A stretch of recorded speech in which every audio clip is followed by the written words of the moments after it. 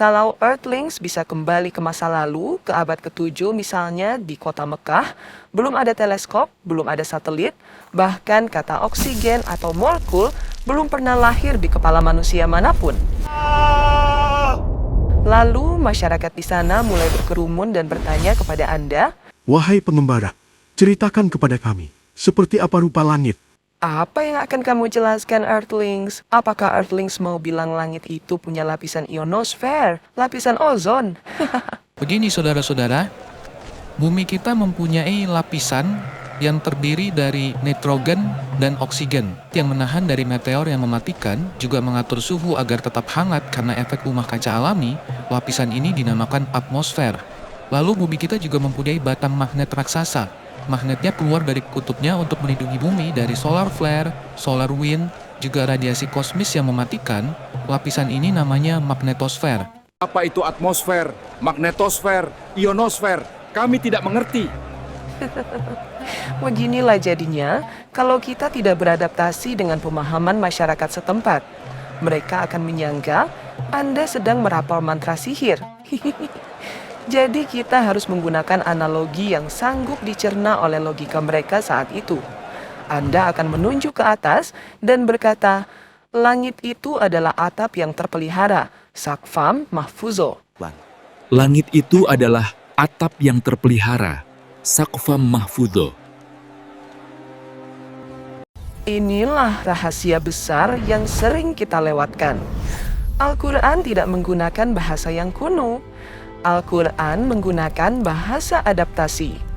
Dan hari ini, di air angkasa, kita akan membongkar istilah-istilah Al-Quran yang selama ini kita kira hanya kiasan. Padahal itu adalah terminologi iptek yang sangat presisi. Rawasiyah dan anhar, stabilitas magnetik. Kita sering mengira rawasiyah adalah gunung-gunung. Tapi perhatikan, QS 13 ayat 3, 15 ayat 19, dan 21 ayat 31. Rawasya itu adalah batang magnet raksasa yang melindungi bumi dari solar flare. Allah meletakkan rawasya agar bumi tidak berguncang. Dalam bahasa iptek, ini adalah batang magnet, geomagnetic bar, lapisannya banyak, garis-garis medannya banyak dan luas. Salah satunya adalah magnetosfer yang berfungsi sebagai perisai bumi.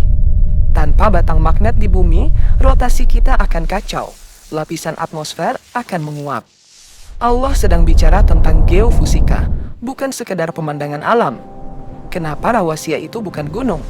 Jadi gini Earthlings, gunung itu ada di surah 78 ayat 7 yang disebutkan sebagai Jibala Autada. Fungsi gunung sebagai pasak untuk menstabilkan permukaan kulit bumi. Kita dapat melihat konteks dari surah 78 ini adalah tentang kabar yang selalu diperselisihkan.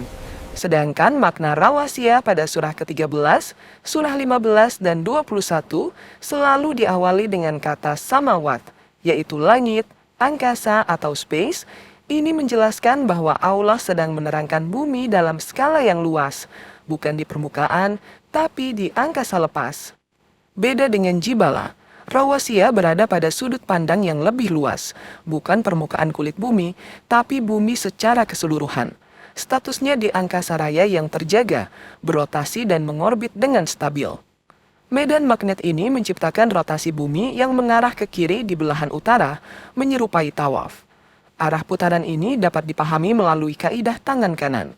Ibu jari menunjuk sumbu, sementara jari-jari menunjukkan arah rotasi.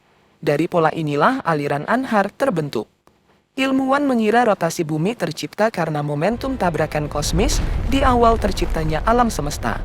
Padahal Allah lah yang menguasai rawasya ini, sehingga bumi bisa ada dan berotasi dan mengorbit matahari dengan stabil. Apa sih yang gak diakibatkan oleh benturan dan ledakan oleh ilmuwan? Hehehe. Semua karena tabrakan dan ledakan nih, gak kreatif banget. Dapat dianalogikan, bumi adalah seorang prajurit. Rawasya yang membentuk magnetosfer adalah perisai di tangannya. Fungsinya menangkis serangan jarak jauh, radiasi atau anak panah matahari, sebelum mengenai tubuh. Sedangkan atmosfer adalah baju zirah, armor, yang melekat di tubuhnya. Fungsinya menahan hantaman fisik, meteor, dan menjaga suhu tubuh sang prajurit agar tidak kedinginan. Informasi ini murni adalah pemikiran pribadi, jadi Earthlings bebas menentukan mana yang mau dipercaya. Let's continue. Arsh dan Alma, samudra hidrogen.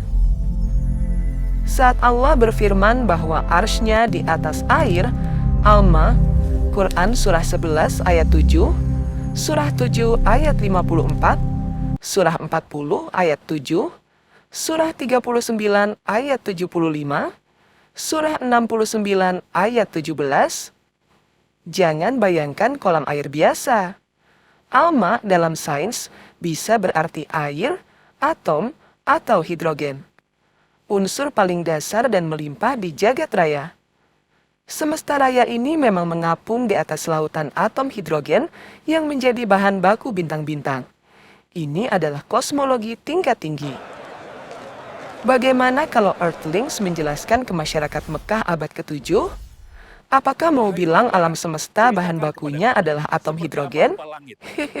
Alam semesta itu dibuat dengan bahan baku atom hidrogen. Atom hidrogen itu apa?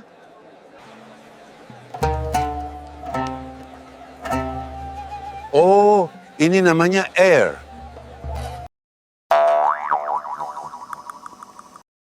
Buruj, galaksi, atau gugusan bintang.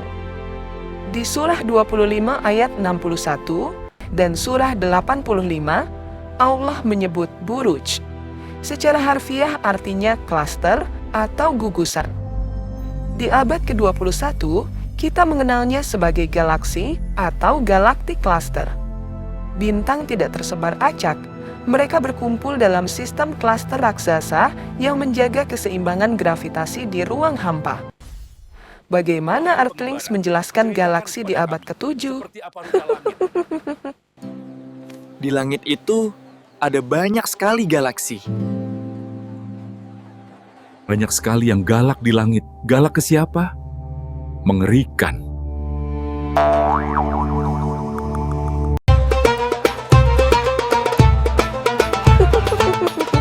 Lalu bagaimana dengan istilah aurora, debu bintang, neutrino, kompas, transit of planet, dan solar flare?